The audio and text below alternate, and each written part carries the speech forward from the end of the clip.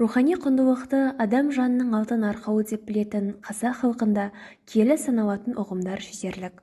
Қазақ елі әлімсақтан әр нәрсеге жіті мән беріп, келер ұрпақтың жадына қасиетті құндылықтарды сіңіре білген. Солардың бірі қара шаңырақтың киесі.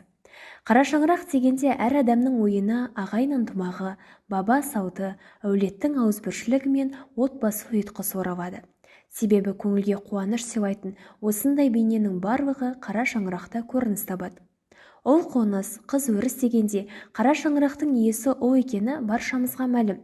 Бұл орайда үлкен үйдің иесі ананың ақ сүтін сарқып емген кенже ұл екенін естен шығармау керек. Сол себепті қазақ халқы кенже ұлға ерекше мән берген. Атадан жалғасын тапқан әкенің қара шаңырағына бас-көз болып қалған ұл мен келінге өзгелердің көзқарасы мен ілтипаты да ерекше болған. Үйдегі дүние мен мал-мүлікте кенже баланың еншісіне өткен. Ал атаулы күндері той-думан болатын кезде әулеттің мүшелері міндетті түрде қара шаңыраққа жиналған. Осылайша ағайын-туыстың басы қосылғанда барлығы арқа-жарқа болып, өткенді еске алып, дүниеден өткен ата-баба рухына құран бағыштаған.